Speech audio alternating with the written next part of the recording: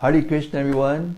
Welcome back to the live studios of the daily readings of Srila Prabhupada's books here in my room in Govardhan.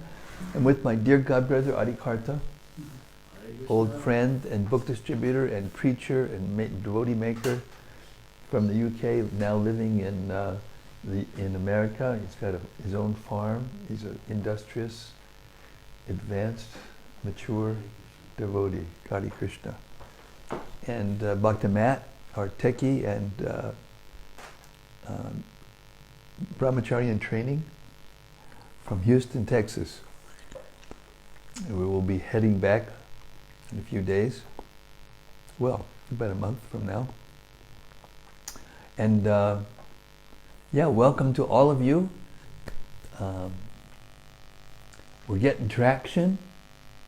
I'm hearing from different devotees around the world who are becoming inspired and reviving their taste for associating with Srila Prabhupada through his books, and I'm so happy and feeling so inspired and encouraged, and I hope you are too. So we've reached the third canto, 20th chapter. Lord Brahma is creating the universe and we're becoming in the know. We've been inducted into intimate association with him and all the personalities who are our forefathers, the progenitors of this universe, with knowledge that very few people have now, especially in Kali Yuga. So I hope you enjoy continuing the journey with us. Before we start today's reading, we're going to hear, as usual, Sanatana Goswami's wonderful prayers to the Srimad-Bhagavatam, the studying of which and chanting of which every day will help us understand more deeply what the Srimad-Bhagavatam is and the good fortune we have to be able to hear it together every day. It's called Srimad-Bhagavatam Mahima Stotram, and it goes like this. Sarva Shastrabdi Piyusha Sarva Vedaika Satpala Sarva Siddhanta Ratnaja Sarva Lokaika Drikprada. O nectar from the ocean of all scriptures, singular fruit of all the Vedas, rich mine of the precious gems of all conclusive truths, you are the only giver of sight to all the worlds. Sarva Bhagavata Prana Srimad Bhagavata Prabho Kalidvantodita Ditya Sri Krishna Parivartita. O life air of all the Supreme Lord's devotees, O Master, Srimad Bhagavatam, you are the sun risen in the darkness of Kali. You are the exact image of Sri Krishna. Paramananda Pataya Prema Varshak Shadayate Sarvada Sarvasevyaya Sri Krishnaya Namostume. I bow down to you who are supremely blissful to read. Your every syllable pours down a flood of prema. You can always be served by everyone. You are Sri Krishna himself. Madeka Bando Matsangin Madguro Mad Mahadana Mad Nishtadaka Mad Bhagya Mad Ananda Namostume Tute. My only friend, my constant companion, my spiritual master, my great wealth, my savior, my good fortune, my source of ecstasy, I bow down to you. Asadu Saduta Dayin Adini Chochatakara Hanamun Chigadachin Mam Premna Rit Kantayospura. O bestower of saintliness to the unsaintly, O exalter of the most fallen, please never leave me, always appear in my heart and my voice with pure love. Om Namo Bhagavate Vasudevaya. Om Namo Bhagavate Vasudevaya. Om Namo Bhagavate Vasudevaya. Om Namo Bhagavate Vasudevaya. So here we are Canto 3, Chapter 20, beginning with text 38. Lord Brahma has just gotten himself out of a sticky wicket, as they say in England, having been attacked by demoniac elements that he had just created.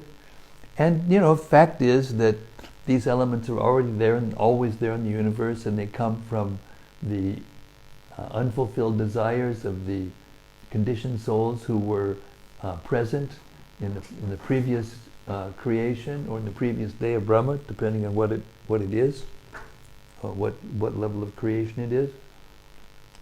And so now he's going to continue on. He gave up his body, and giving up his body doesn't mean dying as we would think of it. Brahma's body is made of goodness, and it is very special. When it talks about Brahma giving up his body, it means he gives up the mentality.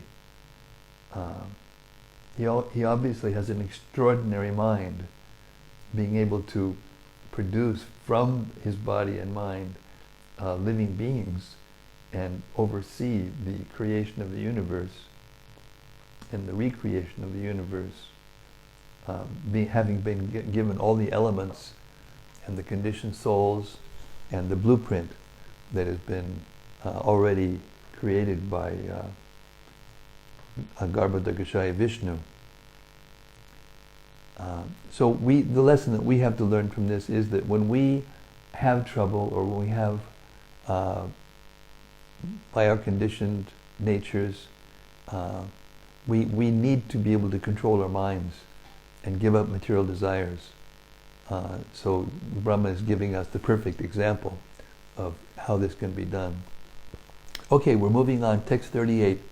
With a laugh full of deep significance, the worshipful Brahma then evolved by his own loveliness, which seemed to enjoy itself by itself, the hosts of Gandharvas and Apsaras. Purport. The musicians of the upper planetary systems are called Gandharvas, and the dancing girls are called Apsaras. After being attacked by the demons and evolving in form of a beautiful woman in the twilight, Brahma next created Gandharvas and Apsaras. Music and dancing employed in sense gratification are to be accepted as demoniac, but the same music and dancing, when employed in glorifying the Supreme Lord as kirtan, are transcendental, and they bring about a life completely fit for spiritual enjoyment. Text 39. After that, Brahma gave up that shining and beloved form of moonlight. Vishwasu and other Gandharvas gladly took possession of it. Text 40. The glorious Brahma next evolved from his sloth the ghosts and fiends, but he closed his eyes when he saw them stand naked with their hair scattered. Purport. Ghosts and mischievous hobgoblins are also the creation of Brahma. They are not false. All of them are meant for putting the conditioned soul into various miseries. They are understood to be the creation of Brahma under the direction of the Supreme Lord. So sometimes people question how it is that God can create, inauspicious things like this, seemingly inauspicious things like this. But the truth is that he's just fulfilling the desires, the unfulfilled desires of the conditioned souls. In other words, the universe is created, in order to give us conditioned souls an opportunity, to try to enjoy without Krishna, separate from Krishna. So he's not to be blamed, he's to be praised for helping the conditioned souls fulfill their own desires. And the miseries, the karma people have to go through. And Adikarta is giving a reflection. Hold on. So it says all of them are meant for putting the conditioned souls into various miseries. So Krishna doesn't want anyone to have miseries, but it's the only way they learn, is by going through a lot of suffering. Exactly. So it's like education. Yeah, and also we learn that we can't stay here and enjoy here forever by these miseries. They're Krishna's mercy, actually. Okay. The ghosts and hobgoblins took possession of the body thrown off in the form of yawning by Brahma, the creator of a living entity. This is also known as the sleep which causes drooling. The hobgoblins and ghosts attack men who are impure, and their attack is spoken of as insanity. Everything is here in the Bhagavatam. Explanations for everything. It's amazing. Purport. The disease of insanity or being haunted by ghosts takes place in an unclean state of existence. Here it is clearly stated that when a man is fast asleep and saliva flows from his mouth and he remains unclean, ghosts then take advantage of his unclean state and haunt his body. In other words, those who drool while sleeping are considered unclean and are subject to be haunted by ghosts or to go insane. Text 42, keep your mouth shut while you're sleeping. Breathe through your nose. Yogi principle. Text 42. Recognizing himself to be full of desire and energy, the worshipful Brahma, the creator of the living entities, evolved from his own invisible form, from his navel, the hosts of sadhyas and pitas. Purport. These sadhyas and pitas are invisible forms of departed souls, and they are also created by Brahma. Text 43. The pitas themselves took possession of the invisible body, the source of their existence. It is through the medium of this invisible body that those well versed in the rituals offer oblations to the sadhyas and pitas in the form of their departed ancestors on the occasion of Shraddha. Purport. Shraddha is a ritualistic performance observed by the followers of the Vedas. There is a yearly occasion of 15 days when ritualistic religionists follow the principle of offering oblations to the departed souls. Thus those fathers and ancestors who, by freaks of nature, might not have a gross body for material enjoyment, can again gain such bodies due to the offering of Shraddha, oblations by their descendants.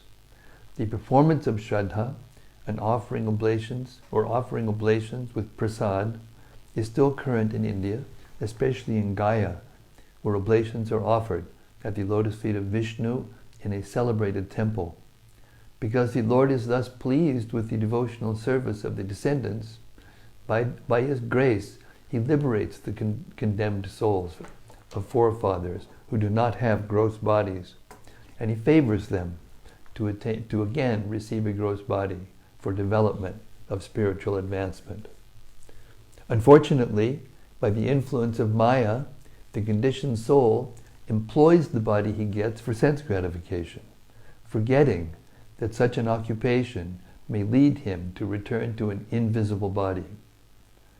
The devotee of the Lord, or one who is in Krishna consciousness, however, does not need to perform such ritualistic ceremonies as Shraddha, because he is always pleasing the Supreme Lord. Therefore his fathers and ancestors who might have been in difficulty are automatically relieved. The vivid example is Prahlad Maharaj. Prahlad Maharaj requested Lord Nrsingadev to deliver his sinful father, who had so many times offended the lotus feet of the Lord. The Lord replied that in a family where a Vaishnava like Prahlad is born, not only his father, but his father's father and their fathers, up to the 14th father back, all are automatically delivered. The conclusion, therefore, is that Krishna consciousness is the sum total of all good work for the family, for society, and for all living entities. In the Chaitanya Charitamrita, the author says that a person fully conversant with Krishna consciousness does not perform any rituals because he knows that simply by serving Krishna in full Krishna consciousness, all rituals are automatically performed. Text 44. Then Lord Brahma, by his ability to be hidden from vision, created the Siddhas and Vidyadharas and gave them that wonderful form of his known as the Antardhana. Purport. Antardhana means that these living creatures can be perceived to be present, but they cannot be seen by vision. Text 45. One day, Brahma, the creator of the living entities, beheld his own reflection in the water, and admiring himself, he evolved Kimpurushas as well as Kinnaras out of that reflection. Text 46. So, obviously, Lord Brahma has very advanced mystic powers, almost on the level of Krishna, to be able to do these kinds of things, create living beings from his reflection, from his own mind, from his own body. Only a person who is empowered, and Lord Brahma is called the Guna Avatar of Krishna. He's the avatar of Krishna in the form of the mode of passion. Text 46. The Kimpurushas and Kinnaras took possession of that shadowy form left by Brahma. That is why they and their spouses sing his praises by recounting his exploits at every daybreak. So this is an interesting phenomenon here, that Brahma is, doing something, and then some personalities are taking what he's doing, and how do I say this? They take possession of these various things. What this means is that all these different personalities were already created by Lord Vishnu, but they weren't manifested yet. And as Brahma, this is how Brahma is manifesting the universe into the external world. He's by his yawning, by looking at his reflection, by different inspirations, he's, creating the bodies and the living situations and the different characteristics of these different personalities who need them in order to exist in the material world. And then there they take possession of them, and then in that way the universe is being expanded. Yeah. Purport. The time early in the morning, translation again.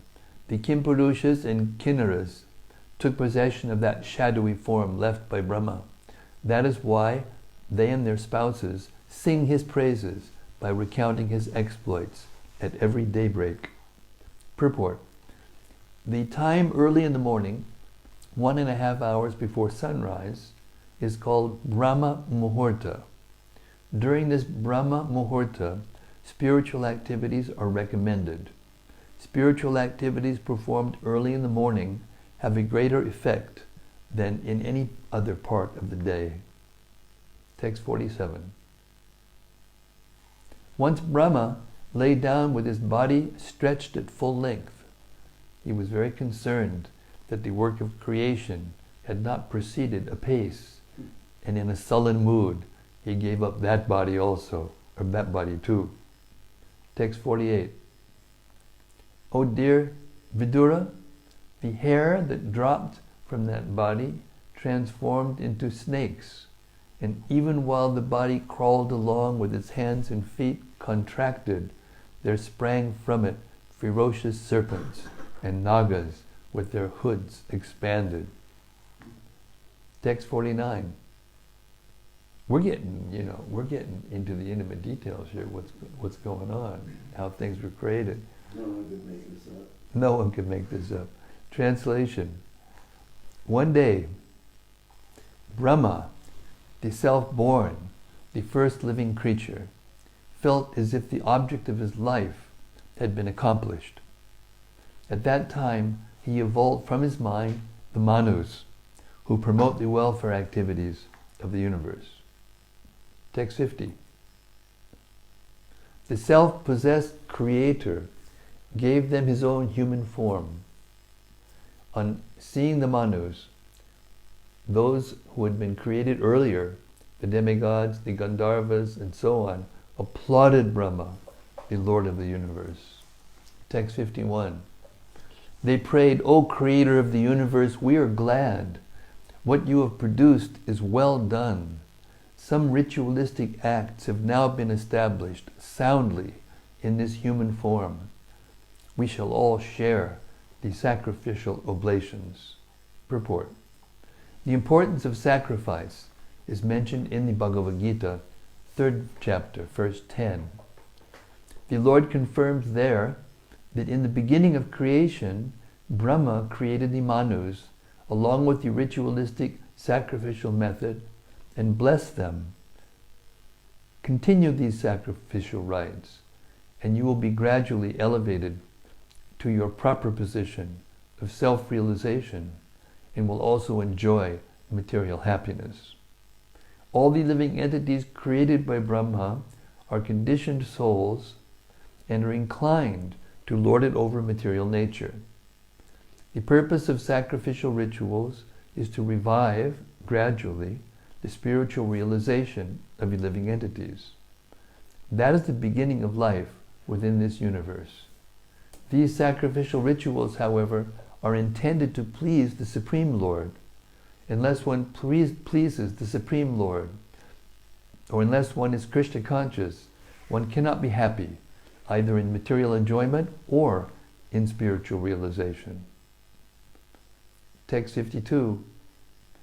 Having equipped himself with austere penance, adoration, mental concentration, and absorption in devotion, accompanied by dispassion, and having controlled his senses, Brahma, the self-born living creature, evolved great sages as his beloved sons.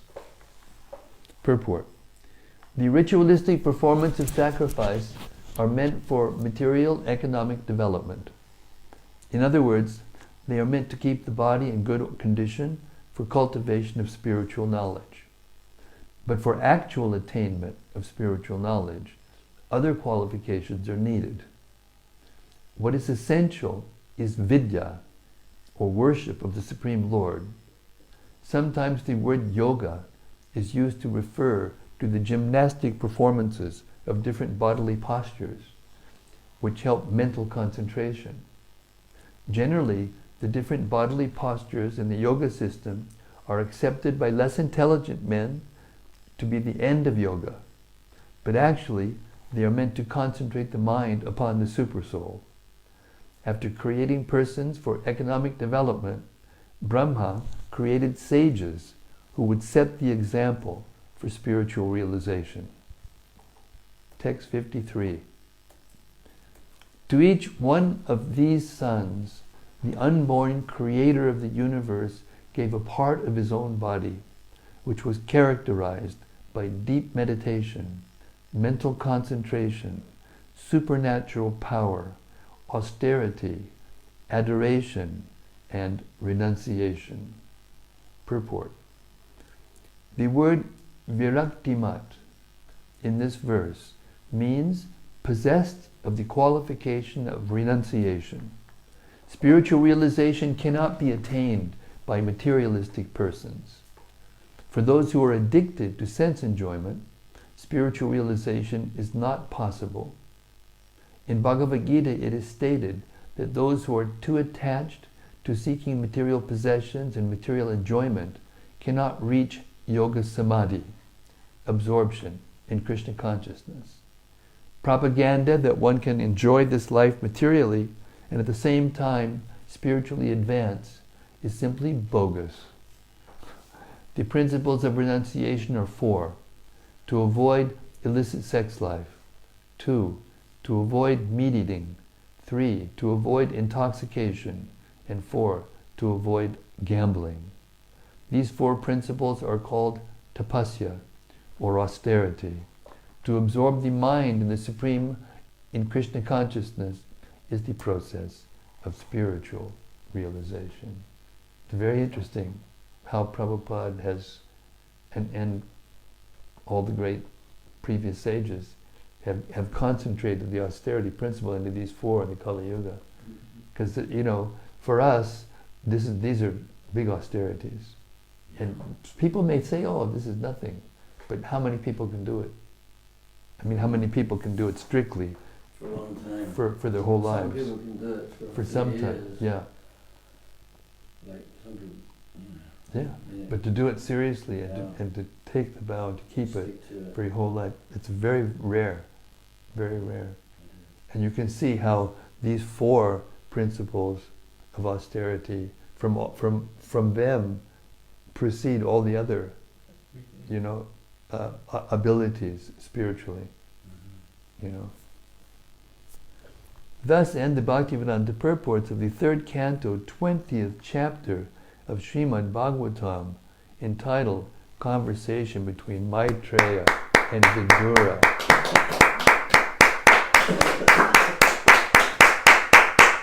Another chapter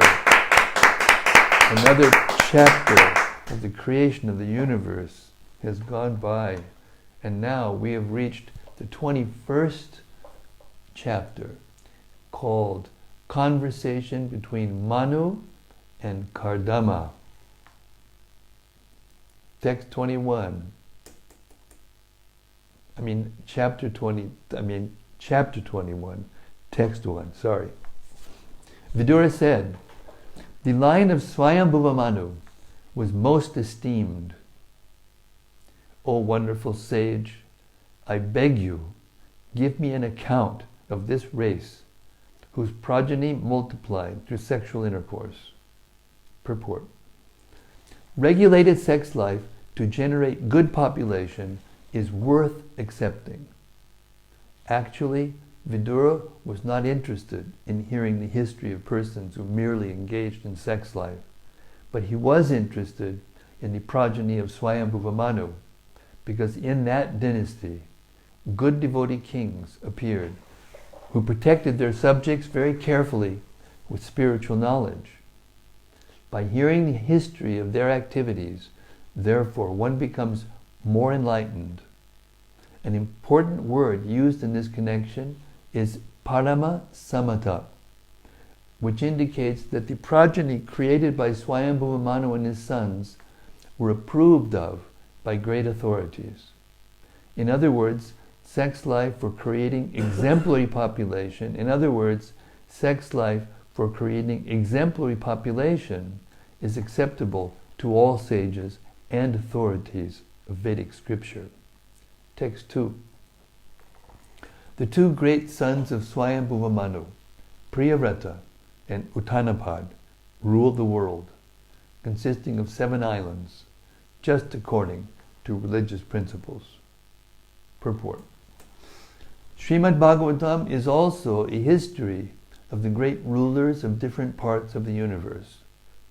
In this verse, the names of Priyavrata and Uttanapad, sons of Swayambhuva, are mentioned. They ruled this earth, which is divided into 7 islands. These 7 islands are still current as Asia, Europe, Africa, America, Australia, and the North and South Poles. There is no chronological history of all the Indian kings in Srimad-Bhagavatam, but the deeds of the most important kings, such as Priyavrata and Uttanapad, and many others, like Lord Ramachandra and Maharaj Yudhishthira, are recorded because the activities of such pious kings are worth hearing. People may benefit from studying their history. So this is a very important point Prabhupada's making, that the academic scholars and historians, they rely on reconstructing history by determining the exact times and sequences of events. And they don't accept anything as truth unless those things can be nailed down. And because the Bhagavatam doesn't really pay much attention to those things, because those things are just superficial details, you know. The Bhagavatam is interested in the meaning, in the principles of understanding, you know, how to live life and all the lessons that are learned by these historical events. And therefore, the historians and mundane academicians, they don't accept these things as history. Even though this is a historical document, the Srimad-Bhagavatam, it's very difficult to promote in the world, the modern world, that truth, because none of the so-called authorities and scholars accept that principle. They think it's just mythology. Yeah. And this book, I'd like to recommend this book. Here we are. I'd like to recommend this book to all of the hearers of this Bhagavatam. It's called Searching for Vedic India. It's written by His Holiness Devamrita Swami, and it's a very good overview of the history of Indology and how it's been misinterpreted because of economic and political and other considerations by the beginning Indologists from England, from France, from Germany, especially Germany and England, and building upon those first misconceptions, one upon another, upon another, upon another. Now there's a labyrinth of mistaken conclusions and ideas about spiritual knowledge coming from the Vedas. And it's a really good book. I recommend everybody read it along with the Bhagavatam to get some strength and knowledge how to talk to persons who don't understand the Vedic literatures. Okay, it's also a BBT publication, by the way. I mean, a lot of young people are quite open, and they don't. Adikarta is giving a reflection. Yes. A lot of young people are quite open, and if you explain things logically, you know, for instance, about Sanskrit being the most complicated language, it takes 12 years to learn the grammar, and you know, the vocabulary is a lot bigger than the English vocabulary, so people were a lot more intelligent previously. Yes. That's obvious. Yes. And a lot of people believe that, actually. When I speak to a lot of young people, they agree. People were more intelligent. It's just the academics and, you know, the false religion, which has really bewildered people, because there's been so much false religion that people are very skeptical about religion. That's right. And that's why I think, you know, something like Darwin's theory became very prominent, because people were sick of religion. They'd seen the holy wars between the Christians and the Muslims in the Middle East.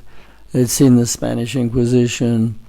There's all these fanatical Christians. You got Henry VIII, who goes around chopping his wife's head off because he doesn't want to be part of the Catholic Church. He starts his own religion. So, you know, people are very skeptical about religion in general.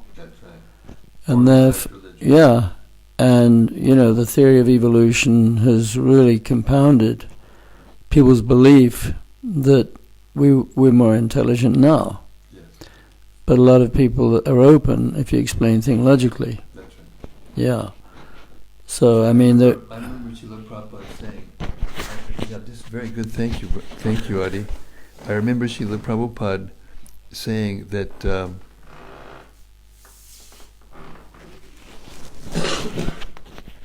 Yeah, actually, I was just going to... Prabhupada also said these same things that you're saying. But they're coming up, you know, nowadays there is a lot of archaeological evidence to disprove the fact that, you know, humans have only lived for a few thousand years. In this book, the Searching for Vedic India, it compiles all this information that you just gave. In a very, very nice way, and you know, to help us, what's the word? Help us strengthen our conviction. Mm-hmm. You know? And there's a lot of videos on YouTube and different places by some of these scholars who very painstakingly examine the past history of India and how knowledge never came into India. Knowledge always went out of India. That's right. Like, I was in Russia recently, and the ancient Russian language is so similar to Sanskrit. Oh, Yeah. And, apparently the scholars from India went to China. Anyway, it's interesting. Very but, interesting. But the true history of the world is only revealed in these scriptures, and nobody, because time is so old and so much of it that, people can't really find evidence of what is reality. The only truth is that these books are still going after thousands and thousands of years. Yes. And the Bhagavad Gita, after millions of years, still studied in Harvard and Yale. Yes. Correct. So, yeah, the authority, people have accepted the academic authority, and like as we were talking before, in this book, Searching for Vedic India, Devamrita Maharaj carefully analyzes how those first Indologists, Germans, English, and others, Especially the English. Especially- The Germans weren't bad. yeah, but they were both. They were bad. But because Max Muller, he was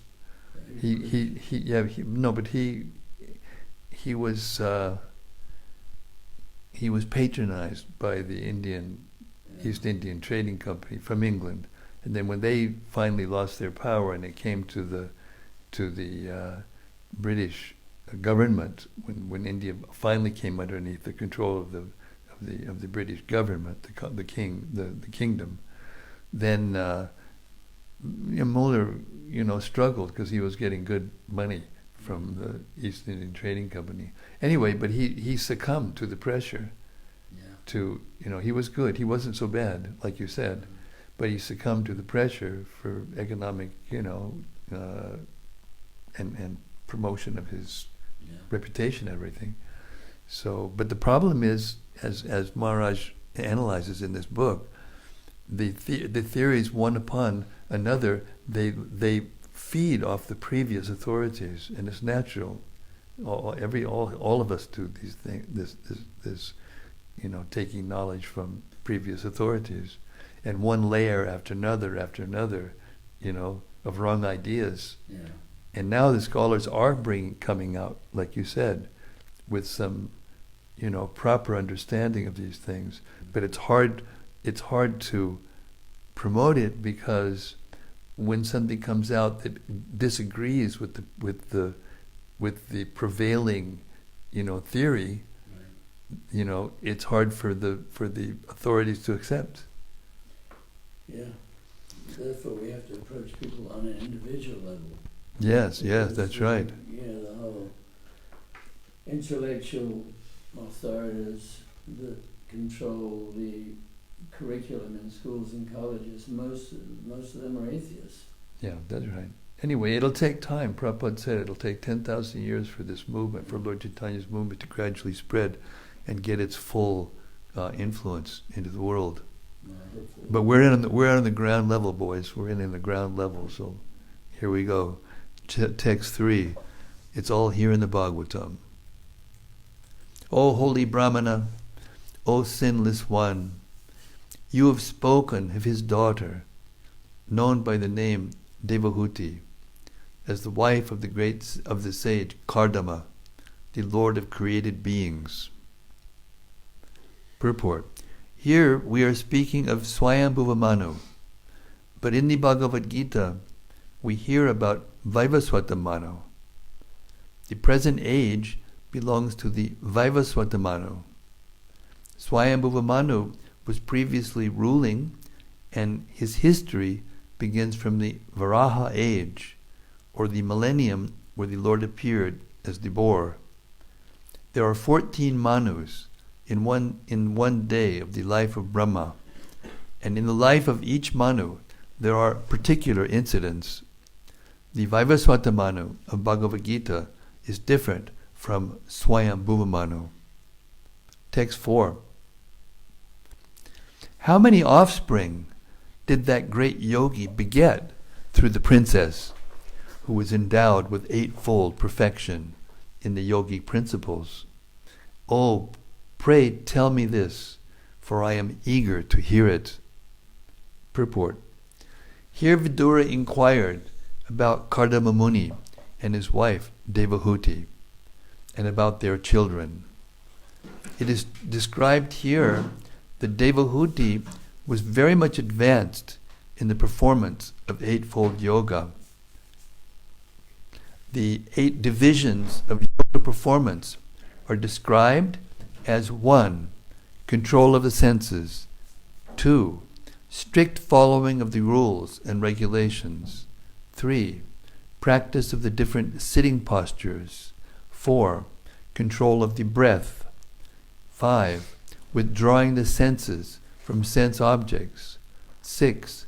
Concentration of the mind, 7. Meditation, and 8. Self-realization. After self-realization, there are 8 further perfectional stages, which are called yoga siddhis. The husband and wife, Kardama and Devahuti, were advanced in yoga practice. The husband was a Mahayogi, great mystic, and the wife was a Yoga Lakshana, or one advanced in yoga. They united and produced children. Formerly, after making their lives perfect, great sages and saintly persons used to beget children. Otherwise, they strictly observed the rules and regulations of celibacy. Brahmacharya, following the rules and regulations of celibacy, is required for perfection of self-realization and mystic power.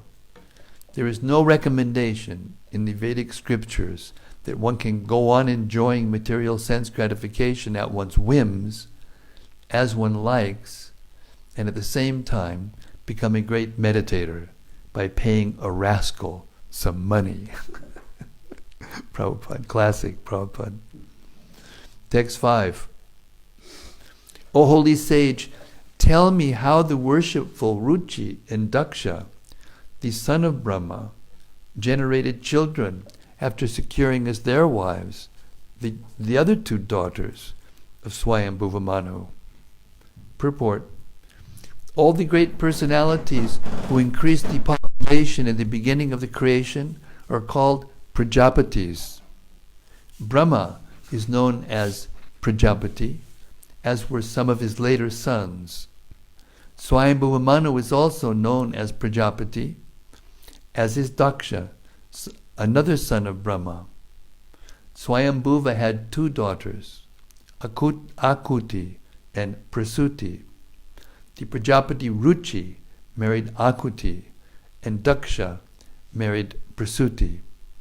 These couples and their children produced immense numbers of children to populate the entire universe. Vidura's inquiry was, how did they beget the population in the beginning? Text 6.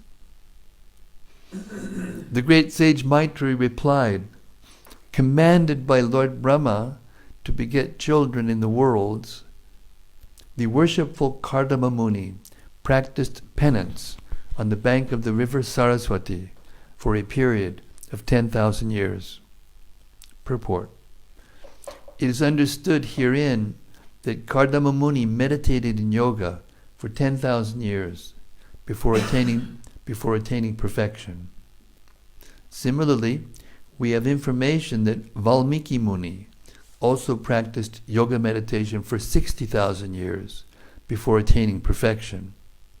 Therefore, yoga practice can be successfully performed by persons who have a very long duration of life, and such as 100,000 years. In that way, it is possible to have perfection in yoga. Otherwise, there is no possibility of attaining the real perfection. Following the regulations, controlling the senses, and practicing the different sitting postures are merely the preliminary practices. We do not know how people can be captivated by the bogus yoga system, in which it is stated that simply by meditating 15 minutes daily, one can attain the perfection of becoming one with God.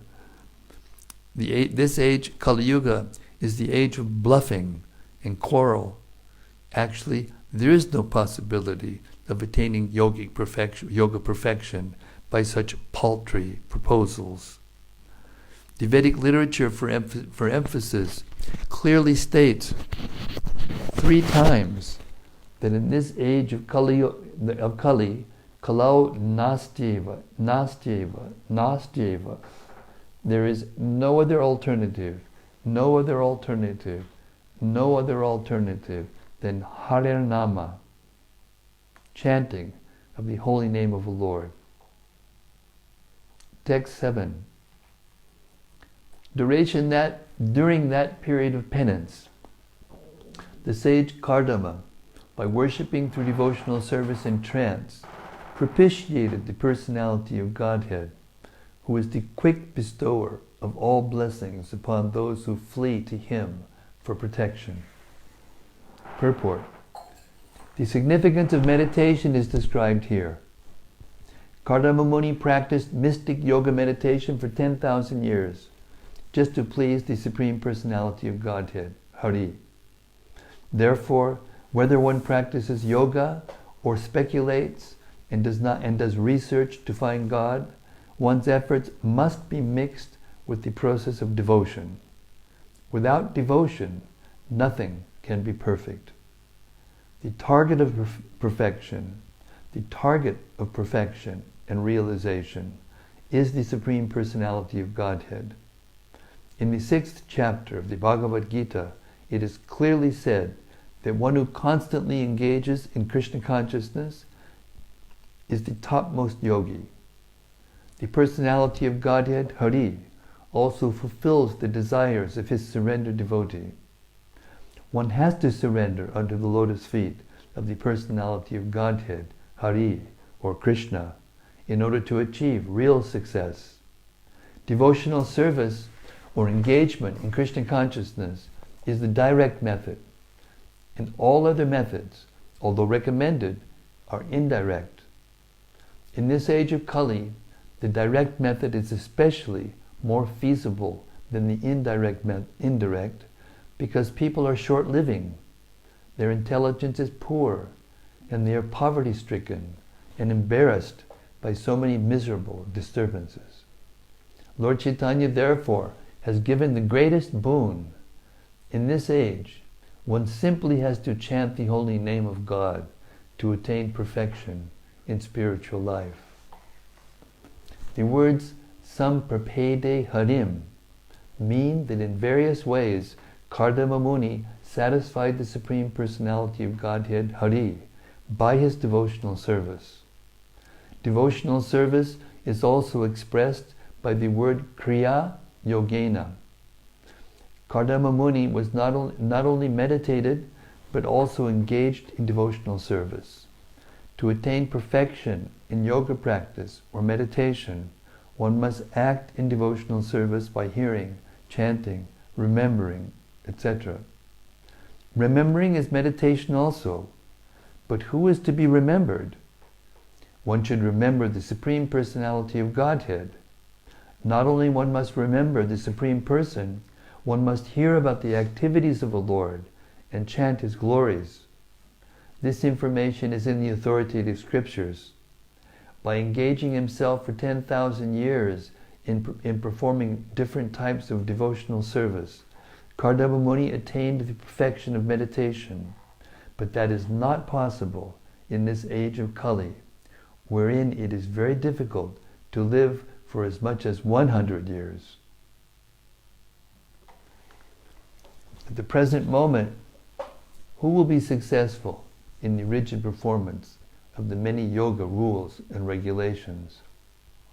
Moreover, perfection is attained only by those who are surrendered souls. Where there is no mention of the personality of Godhead, where is there surrender? And where is there no meditation? And where there is no meditation upon the personality of Godhead, where is the yoga practice? Unfortunately, people in this age, especially persons who are of a demoniac nature, want to be cheated. Thus, the Supreme Personality of Godhead sends great cheaters who mislead them in the name of yoga and render their lives useless and doomed. In Bhagavad Gita, therefore, it is clearly stated in the 16th chapter, verse 17, that rascals of self-made authority, being puffed up by illegally collected money, perform yoga without following the authoritative books. They are very proud of the money they have plundered from innocent persons who wanted to be cheated. So this is very, very important purport, classic, vintage Prabhupada purport, because although it says that the holy name of Lord is the only way, and it is, but the holy name of the Lord purifies the heart, and once the heart is purified, one can hear the Srimad-Bhagavatam and the Bhagavad Gita. So, as I pointed out in my offering this year to Srila Prabhupada, in that purport in which Prabhupada is enumerating the 9 different processes of devotional service and explaining them individually, elaborating on them. In the first item, Shravanam, hearing, the first statement he makes is that the chanting of the holy name of the Lord is essential, especially in the beginning, for purification of the heart. And then in the next paragraph he begins saying, the hearing of Srimad-Bhagavatam is considered to be the most important process of hearing. So it seems to be, to the Western mind, contradictory, because you're saying 2 things are the best things. But actually it means that both of them are the best things, and both of them are essential, and both of them are necessary. But the holy name leads one to hearing the glories of the Lord through the Holy Scriptures, especially the Bhagavatam and the Gita for this age. Therefore, here Prabhupada says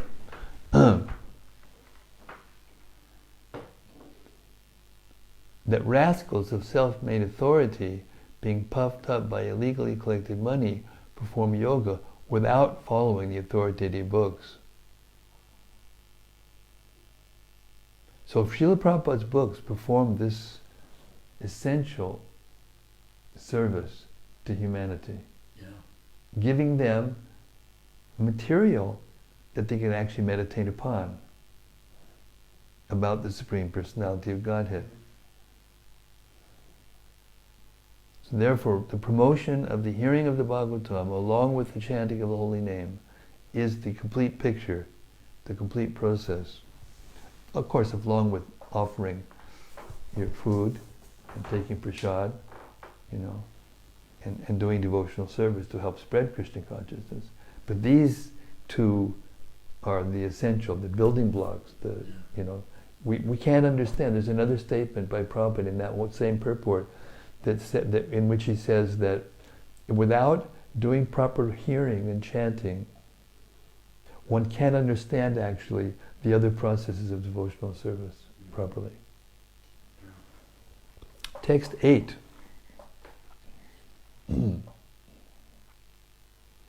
Then, in the Satya Yuga, the lotus-eyed Supreme Personality of Godhead, being pleased, showed himself to that Kardama Muni and displayed his transcendental form, which can be understood only through the Vedas.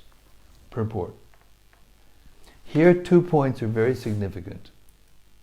The first is that Kardama Muni attained success by yoga practice in the beginning of Satya Yuga, when people used to live for 100,000 years. Kardama Muni attained success, and the Lord, being pleased with him, showed him his form, which is not imaginary. Sometimes the impersonalists recommend that one can arbitrarily concentrate one's mind on some form he imagines or which pleases him. But here it is very clearly said that the form which the Lord showed to Kardama Muni by his divine grace is described in the Vedic literature. Shabdam, Brahma. The forms of the Lord are clearly indicated in the Vedic literature. Kardama Muni did not discover any imaginary form of God, as alleged by rascals. He actually saw the eternal, blissful, and transcendental form of the Lord. Text 9. Kardama Muni saw the Supreme Personality of Godhead, who is free from material contamination, in his eternal form, effulgent like the sun, wearing a garland of white lotuses and water lilies. The Lord was clad in spotless yellow silk, and his lotus face was fringed with slick dark locks of curly hair. Text 10.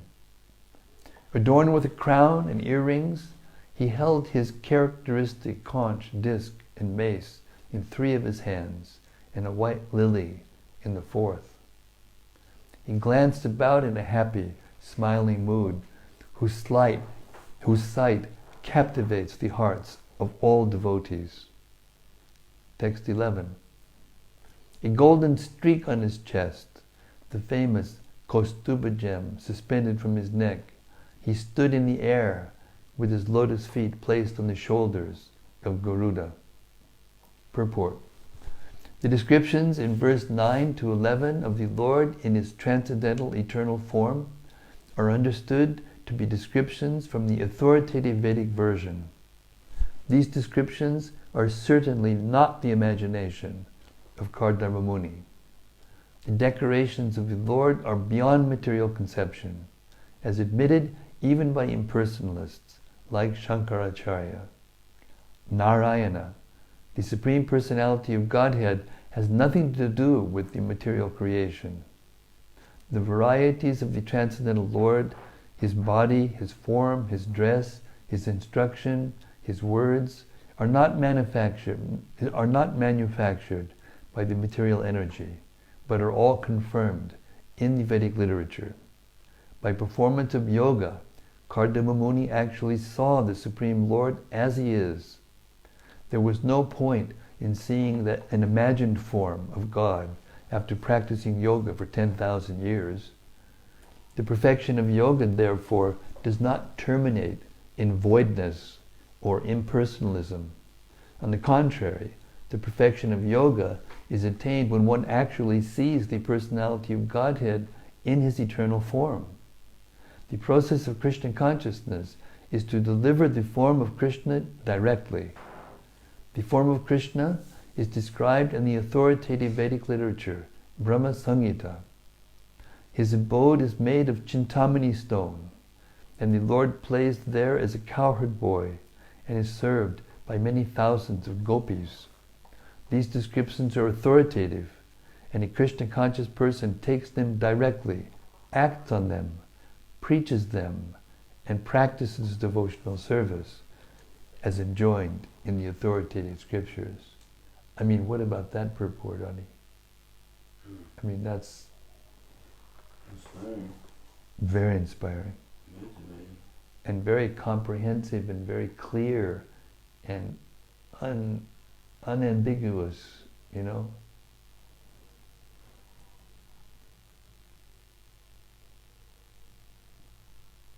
Text 12. When Kardama Muni actually realized the Supreme Personality of Godhead in person, he was greatly satisfied because his transcendental desire was fulfilled. He fell on the ground with his head bowed to offer obeisances under the lotus feet of the Lord. His heart naturally full of love of God, with folded hands, he satisfied the Lord with prayers. Purport. The realization of the personal form of the Lord is the highest perfectional stage of yoga. In the 6th chapter of Bhagavad Gita, where yoga practice is described, this realization of the personal form of the Lord is called the perfection of yoga. After practicing the sitting postures and other regulator principles of the system, one finally reaches the stage of samadhi, absorption in the Supreme. In the samadhi stage, one can see the Supreme Personality of Godhead in his partial form as Paramatma, or as he is. Samadhi is described in authoritative yoga scriptures, such as the Patanjali Sutras, to be a transcendental pleasure. The yoga system described in the books of Patanjali is authoritative, and the modern so-called yogis who have manufactured their own ways, not consulting the authorities, are simply ludicrous. The Patanjali yoga system is called Ashtanga Yoga. Sometimes impersonalists pollute the Patanjali yoga system because they are monists. Patanjali describes that the soul is transcendently pleased when he meets the Supersoul and sees him. If the existence of the Supersoul in the individual is admitted, then the impersonalist theory of monism is nullified. Therefore, some impersonalists and void philosophers twist the Patanjali system in their own way and pollute the whole yoga process. According to Patanjali, when one becomes free from all material desires, he attains his real transcendental situation, and realization of that stage is called spiritual power. In material activities, a person engages in the modes of material nature. The aspirations of such people are 1. To be religious, 2. To be economically enriched, 3. To be able to gratify the senses, and at last 4. To become one with the Supreme. According to the monists, when a yogi becomes one with the Supreme and loses his individual existence, he attains the highest stage, called Kaivalya. But actually, the stage of realization of the personality of Godhead is Kaivalya. The oneness of understanding that the Supreme Lord is fully spiritual, and that in full spiritual realization one can understand what he is, the Supreme Personality of Godhead, is called Kaivalya, or in the language of Patanjali, realization of spiritual power. His proposal is that when one is freed from material desires and fixed in spiritual realization of the Self and the Super Self, that is called Chit Shakti. Chit Shakti. In full spiritual realization, there is perception of spiritual happiness, and that happiness is described in Bhagavad Gita as the supreme happiness, which is beyond the material senses. Trance is described to be of 2 kinds, sampragyata and asampragyata, or mental speculation and self-realization. In samadhi, or asampragyata, one can realize by his spiritual senses the spiritual form of the Lord. That is the ultimate goal of spiritual realization. According to Patanjali, when one is fixed in constant realization of the supreme form of the Lord, one has attained the perfectional stage, as attained by Kardama Muni. Unless one attains this stage of perfection, beyond the perfection of the preliminaries of the yoga system, there is no ultimate realization. There are 8 perfections in the Ashtanga yoga system. One who has attained them can become lighter than the lightest and greater than the greatest, and he can achieve whatever he likes. But even achieving such material success in yoga is not the perfection or the ultimate goal. The ultimate goal is described here. Kardama Muni saw the Supreme Personality of Godhead in his eternal form. Devotional service begins with the relationship of the individual soul and the Supreme Soul, or Krishna and Krishna's devotees. And when one attains it, there is no question of falling down. If, through the yoga system, one wants to attain the stage of seeing the Supreme Personality of Godhead face to face, but is attracted instead to attainment of some material power, then he is detoured from proceeding further. Material enjoyment is as encouraged by bogus yogis has nothing to do with the transcendental realization of spiritual happiness. Real devotees of Bhakti Yoga accept only the material necessities of life absolutely needed to maintain the body and soul together.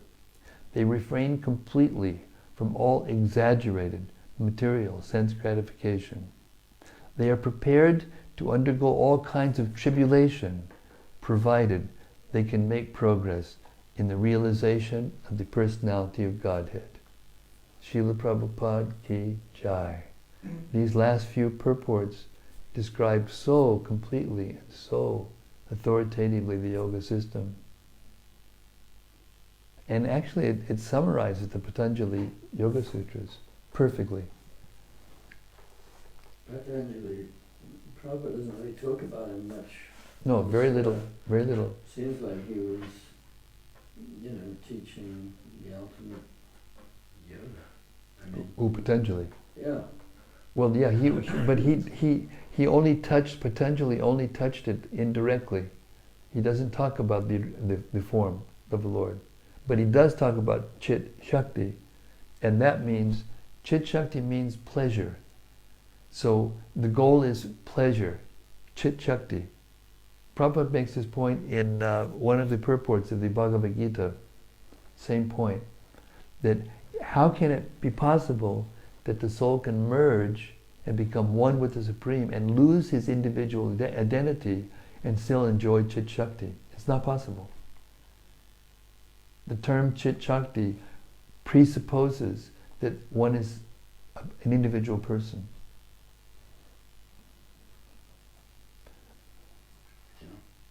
I mean, this is such a wonderful purport.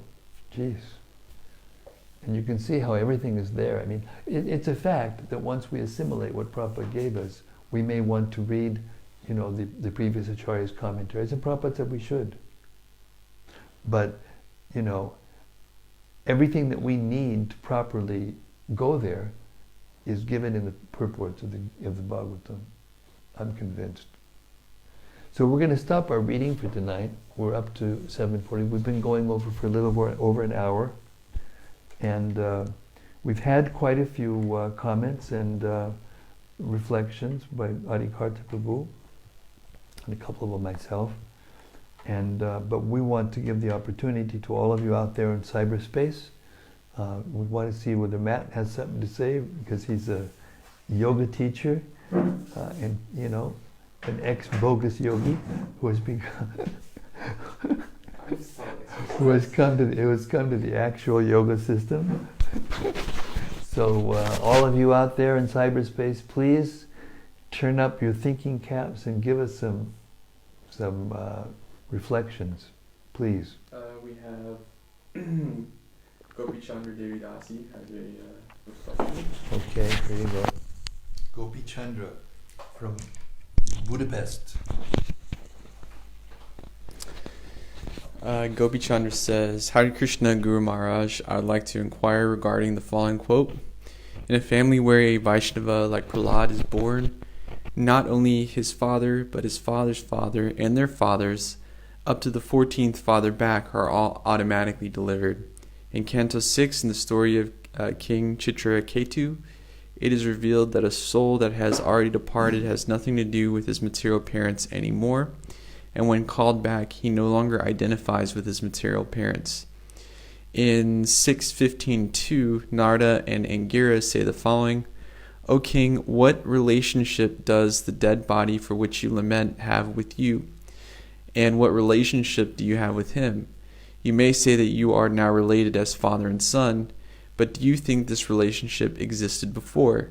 Does it truly exist now? Will it continue in the future? I would like to inquire how this should be understood. Thank you in advance. Yes, the point is that this statement about the deliverance of previous and future generations of relatives is done by Krishna.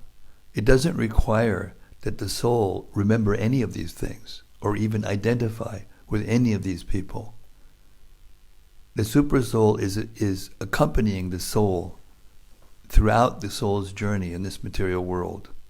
And he knows everything, past, present, and future. Vedaham samatitani vartamanani charjana bhavishane chabutani mam tu vedana kaschana. He knows everything that has happened in the past, happening in the present, and what's going to happen in the future. So Krishna knows the souls that have come together, as parents or as relatives, and have developed relationships in that way. And he, appreciating the devotional service of a pure devotee who has attained perfection, he benefits himself, all the previous souls, because he's with them also. So it's not that, how can that be? Because here it says the soul doesn't have anything to do with previous generations. That principle cannot be true. That Krishna delivers the previous generation, because Krishna is there. He's there in the hearts of everyone. So he knows who's been with who in relationships. And because he's so happy and so pleased with his pure devotee, then he benefits those personalities who had relationships with that soul in previous lives and in future lives also. Hare Krishna. And they deserved it. Those souls, they had some past activities from the past. And Adikarta is adding that these souls had some pious activities in the past also. So they deserve to. So they deserve to get benefit. Being in the family of Yes. the devotee. Yes. But the main thing is, as Krishna said, as Nrsimhadev told Prahlad Maharaj, which I don't think she said, is another example. When Prahlad Maharaj asked Lord Nrsimhadev to please, forgive his father and protect him and help him in his spiritual advancement, Lord Nrsimhadev said, not only you, but 21 generations before you and after you. See, all these numbers may not be exactly the same with each person. That's up to the will of the Lord.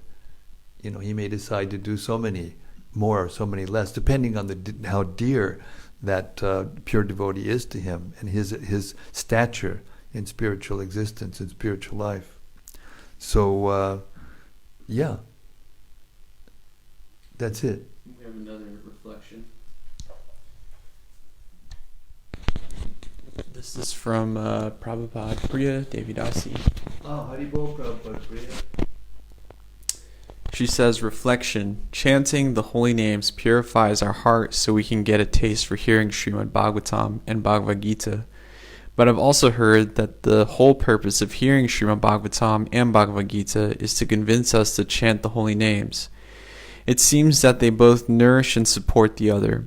So by doing both activities, our taste for both increases unlimitedly. They go hand in hand, and they take us by the hand and pull us closer to Krishna. In fact, since they are both non-different from Krishna, they are both the best. Correct. Exactly correct. But the fact is that within the holy name is contained the form and the qualities and the activities of Krishna, the pastimes. And the Bhagavatam gives us the details.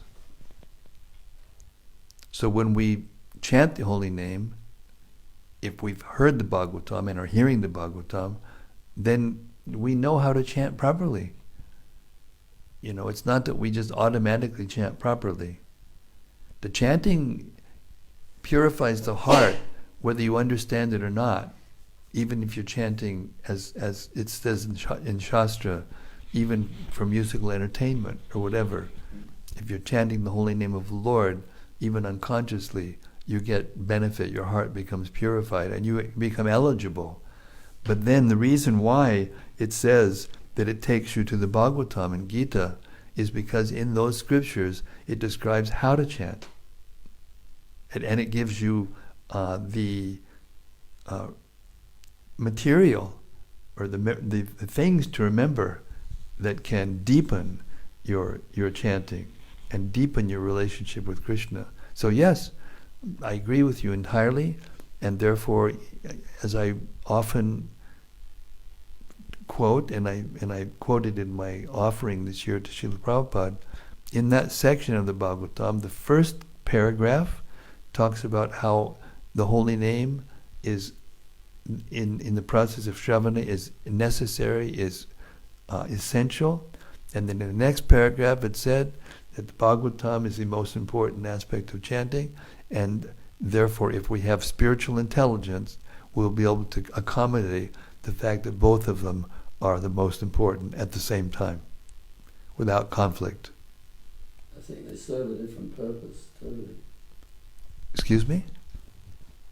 The holy name in the Bhagavatam or the Vedas, they serve a different purpose. I mean, they're both essential, but they're totally different. Because, when you chant the holy name, Krishna is present within the holy name. But it's not that we can see Krishna's form just by chanting the holy name. So therefore we have all these scriptures that describe Krishna. So that when we chant the holy name, we're able to think of Krishna more easily. Yes. So, all these great acharyas, Rupa Goswami, Sanatana Goswami, they've gone to great lengths to describe Krishna.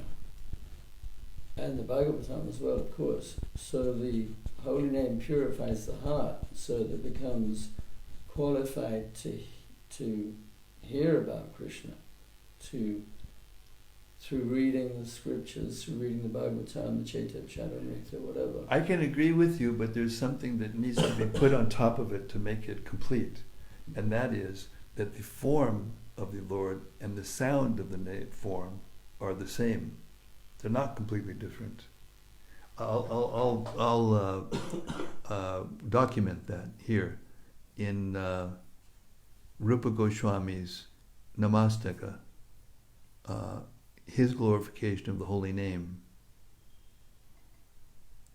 There's 8 texts, and in the 7th text, he says, Vacham Vachakam ityudeti bhavato nama swarupa dvayam purvasmat parameva hanta karunam tatrapi janimahe yastasmin vihita parada nivaha prani samantad bhaved asyene damupasyaso bihisada nandam buddhao majjati. O holy name, you manifest yourself in 2 forms. The personality, the supreme person you designate, and the sound vibration that designates. We know that the second form is more merciful than the first, because even if a person offends your first form in many ways, you plunge him into an ocean of transcendental bliss if he serves your second form with his voice. Then in the next verse he says, Sudita Srijajanarti Rashaye Ramya Chit Ganasukha Sarupine Nama Gokula Mahotsavayate Krishna Purna Papushe Namo Namaha. O holy name, you destroy the many sufferings of those who take shelter of you.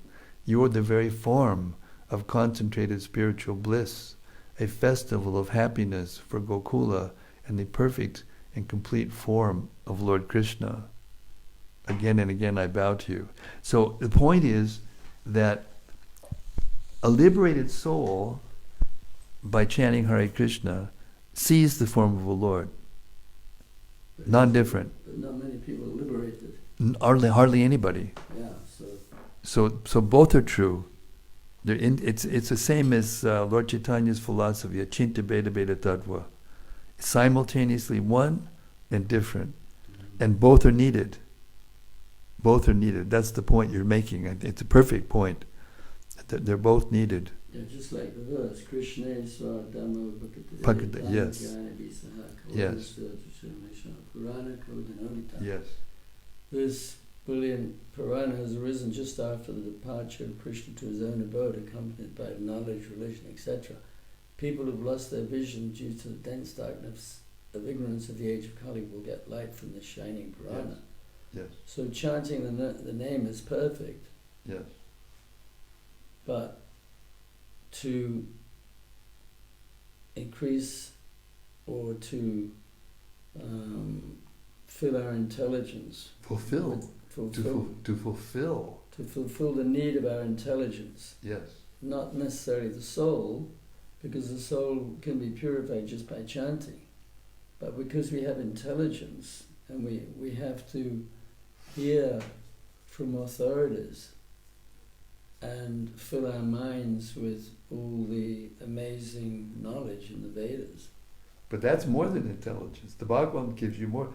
Bhagavatam just fills in that need by providing the details of Krishna's glories. Yeah. And also the Bhagavatam in the first 9 cantos gives the details of the glories of the Lord to the point where when you hear Krishna's pastimes, you can develop love, full love. So they're both necessary. Yeah, but I mean, like the 4th canto, the story of Puranjan, for instance. Yeah. Puranjan becomes a woman. Mm. Or, time, Kala, time attacks the body. Yes. It's very graphic. Yes. It could almost be depressing, the descriptions of material nature. But, we need to hear it, because even if we chant the holy name, we may not think about the real reality of nature, right?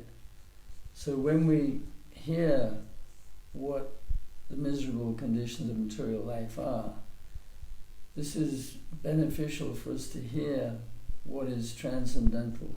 Not only that, but in the Ishopanishad, it says you must study nations and truth side by side, because it may sound like some of the things that are in the Bhagavatam may be depressing, or they may be stark reality and to wake us up, but they all connect. Like that Puranjana story is an allegory story told by Narada Muni to Prachinabharihisa to enlighten him. And then it shows, and it inspires him to devotional service. So even those things that are given in the Bhagavatam that appear to be materialistic or appear to be not the thing not to do, it shows why you shouldn't do it and what you should do. Or even the story of Yayati, for instance. Oh yeah, of course. Because Krishna wants to encourage everybody, even people who are addicted to sex life. Yes. So that story is there. So the Bhagavatam fulfills a lot of needs of different types of people. And of course, ultimately, the 10th canto is description of Krishna's birth and activities and everything else. But preparing to hear, to become purified enough to hear about Krishna and to appreciate the difference between transcendental activities and material activities, we have to go through all the other 9 cantos. Exactly. But we want to point out that Sanatana Goswami, in his glorification of the Srimad-Bhagavatam, says, and we chant this every day, Paramananda Pataya Prema Varshakshirayate Sarvada Sarvasevyaya Krishna Shri Krishnaya Namostume. I bow down to you, who are supremely blissful to read. Your every syllable pours down a flood of prema. Yeah. Yeah. You can always be served by everyone. You are Shri Krishna himself. So it's again, the things that are in the Bhagavatam, there's nothing material in the Bhagavatam. No. Even though, like you're saying, the point you're making is that these things seem to be, products of material nature when people are addicted to sex and this and that and the other thing. But it shows what not to do. Yeah. And it shows how they come from that position to the pure devotional service of the Lord by hearing Narada Muni, and the teachings are there. It's all it's all a part of the same process. Yeah, it's all designed. It's all designed, exactly. To wake us up. And to give us Krishna. And to give us Krishna. Yeah. But you have to hear the Srimad-Bhagavatam. You have to hear the Vedas. You can't just chant. That's exactly. Exactly. It's like Srila makes the point, Srila Swami, in the Brihad Bhagavatamrita, Gopakumar, he was pure and he wanted to go back to Godhead, but without hearing about who Krishna was, without hearing Krishna's pastimes and activities, we can't fix our mind on him. That's right. So that's why there's so many books, because That's right. Krishna has so kindly sent all these people, Yes. Goswamis, Yes. to write so many books, because the mind needs to be full of thoughts of Krishna. That's it. But it's not easy to think of Krishna, That's right. even after reading all the books. And that's therefore the holy name is there, to purify, to keep the heart purified. And we have to continue to hear the books continuously. We can't just hear the books and then think it's over and then just chant Hare Krishna. We have to hear and chant Hare Krishna, continuously. There's one verse, right to the last breath. yeah, there's an interesting verse in the Srimad Bhagavatam, Yanastayan Noro Rajan Na Pramej Kaichit. Anyway, it says that one who accepts the path of devotional service, even when running with his eyes closed, will never trip or fall on this path. Yes. So in the purple, which is written by, Vidananda and his, says that even if one doesn't study the Vedas, one can be successful. But it's a lot harder. Yes. That's in the 11th canto. Yes. It's a nice verse, though. Yes. Even running with your eyes closed, one who accepts. Yes. But still, it's a lot harder without studying the Vedas. We have a question in regard to the conversation. Yes, go ahead. It's from Prabhupada Priya. Yes. And then we also have a question from Rati Manjari as well. Yes. But in fairness, I'm going to read Rati's first because hers came through first here. Yeah, okay. Rati says, how important is it for us to do a Shraddha ceremony for our parents and dear ones, and how should we do it? It's not important. It's not necessary. Because when you chant Hare Krishna, continuously and constantly perform devotional service, the benefit is there. You don't need to do the Shraddha ceremony. You're doing. There's a verse which describes that the inoffensive chanting of Hare Krishna is more valuable or more potent than performing 10 million Ashwamedha sacrifices, which are an Ashwamedha sacrifice is done by only a few personalities in the history of the universe.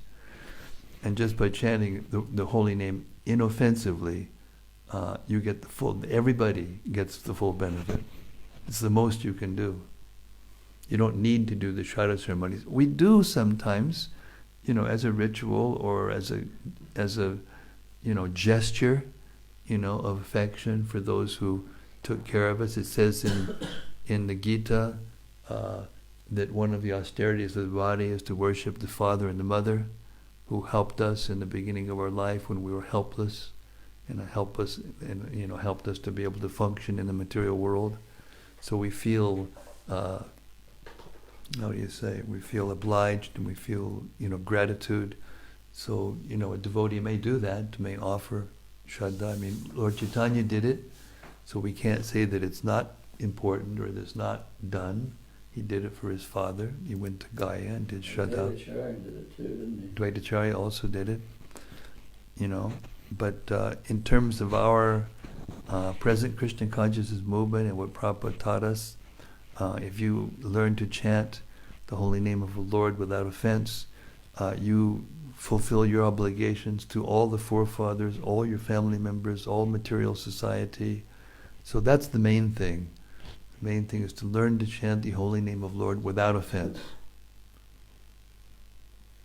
And By doing that, you get you perform all of the rituals all at once. Ronnie says, thank you very much. And Prabhupada, previous Yeah.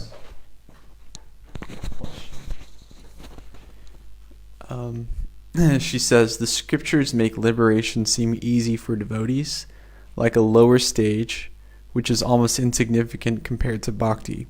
So why are so few devotees liberated? For example, seeing the form of Krishna when they chant. Because they're not chanting purely. You have to chant without offense. That's the point that Adikarta's been making, all along. That, we have to learn how to chant without offense. And as long as our minds are still, attached to the material body, attached to material thoughts, and attached to material conceptions, then we can't chant without offense. But the fact is that if you chant without offense and you attain pure Krishna consciousness, then it is non-different than seeing the Lord face to face, and it's non-different than being, liberated. Because when you're performing bhakti yoga, you are liberated. But that doesn't mean that Krishna has to, appear before you just because you are doing something. You want him to. He reveals himself at his own sweet will. And even there are statements in the Vedas, in the Bhagavatam, that even a person attains perfection, Krishna may not reveal himself as he did to Swayambhuva Manu, because Swayambhuva Manu, we'll find out more starting tomorrow about what happened next after, Lord Vishnu, appeared to Swayambhuva Manu as a result of his 10,000 years of meditation, perfection of his meditation. We'll see what happens next. But some liberated souls, Krishna doesn't appear to in that way, because he wants the soul to continue to perform a service. Like Swayambhuva Manu, he saw Krishna face to face. He was eligible for liberation immediately, right away. But still, he went through the process of enjoying with Devahuti for so many years and having 9 daughters, and then finally, Kapila-dev, the one son. And then Kardama Muni left for the forest. So he was liberated all the way through, but externally he wasn't manifesting all the symptoms of that, liberation, because there was service to do.